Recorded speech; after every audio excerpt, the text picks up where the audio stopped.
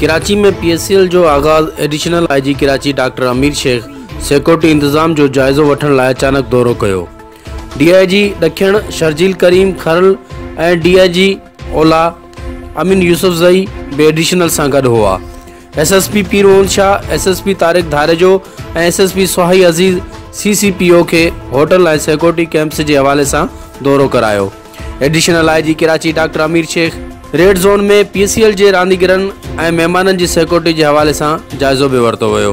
Doctor अमीर शेख पारां hotel में camps में मौजूद सिक्योरिटी इंचार्ज खां सुवाल बि कया विया ऐं संदसि मुख़्तलिफ़ हिदायतूं बि ॾिनियूं वयूं। पुलिस चीफ पारां मौजूद हालात के पेश नज़र रखंदे ज़िले ॾखिण जे होटलनि जे समूरे रस्तनि ते ट्रैफिक जो बि जाइज़ो वरितो वियो। आख़िर में एडिशनल IG पुलिस ऑफिसरनि खे PSL जे मौक़े ते सिक्योरिटी जा फुल प्रूफ बणाइण लाइ हर मुमकिन कदम खणण लाइ हिदायत कई वई। ॿिए तरफ़ अॼु कराची शहर जे मुख़्तलिफ़ इलाइक़नि में बारिश थी, जंहिं दौरान कराची जे शहरीन ख़ूब लुत्फ़ अंदोज़ थिया। जॾहिं त बारिश जो मज़ो ऐं मोकल वधीक कराची में थींदड़ अॼु PSL कराची जी अवाम लाइ वधीक इंजॉय कराए छॾियो।